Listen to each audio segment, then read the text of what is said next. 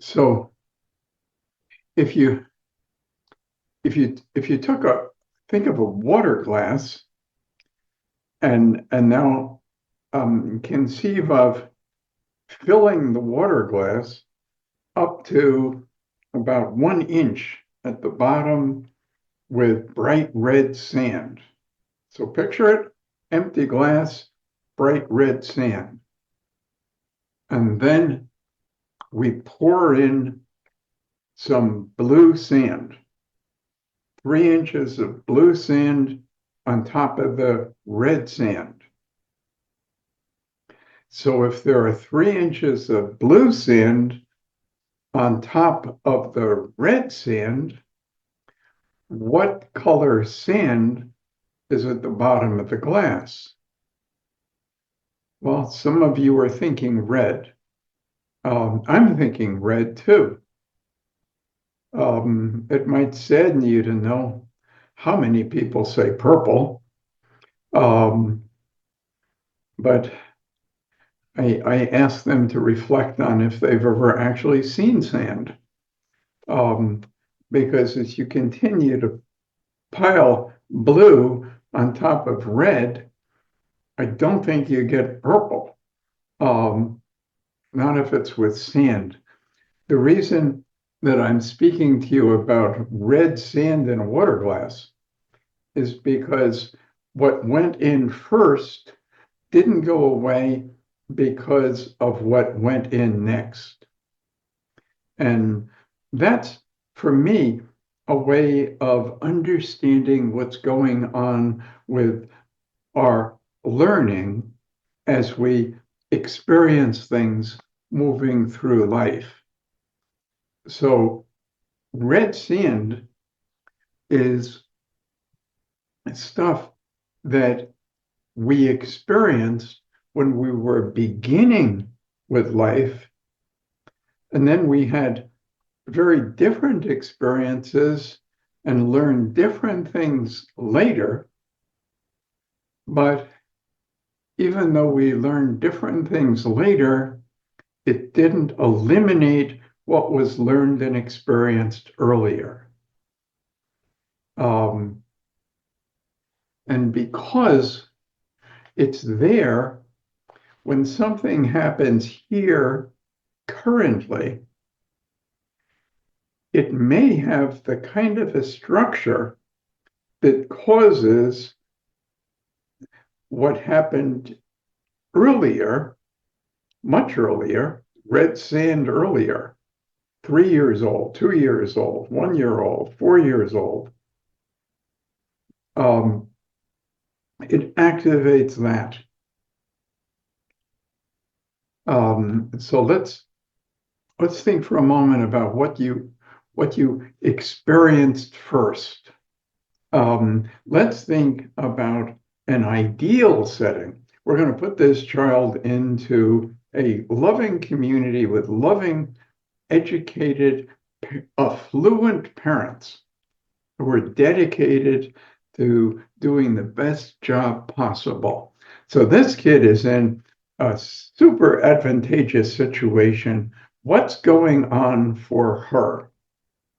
Well, one thing we can be sure of is that she becomes aware of her fragility. If you're 1 year old, there's not too many people you're going to run into that couldn't pretty easily kill you, hurt you, break your arm. So we began life as incredibly fragile. We also began life with zero privacy, constantly being viewed, watched, judged. Nothing was private. Oh, and did I say judged? Um, Nothing is private and everything is evaluated, and it's evaluated as to, bottom line, your goodness or lack of it. And so it doesn't go away by itself. And when people are in turmoil about something going on today, and you say, what's bothering you? It's unlikely he's going to say, what's bothering me is that I wasn't allowed to poop in private when I was 2.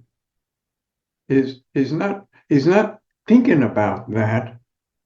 But I would suggest that that fragility, that being subjected to being viewed, controlled, and judged, that red sand didn't go away just because we poured in some blue.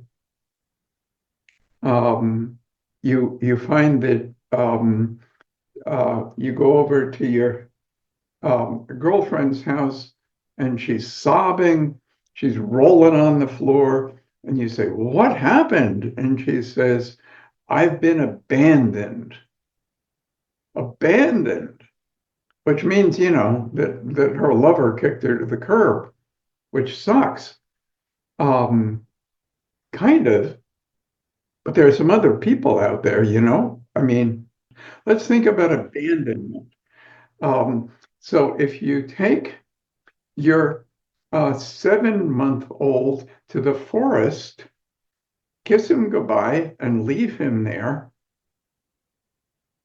that's a crime. If they catch you, they lock you up for that. Because that's equivalent to what? It's equivalent to murder, right? So if you're abandoned as a child, you're pretty soon dead.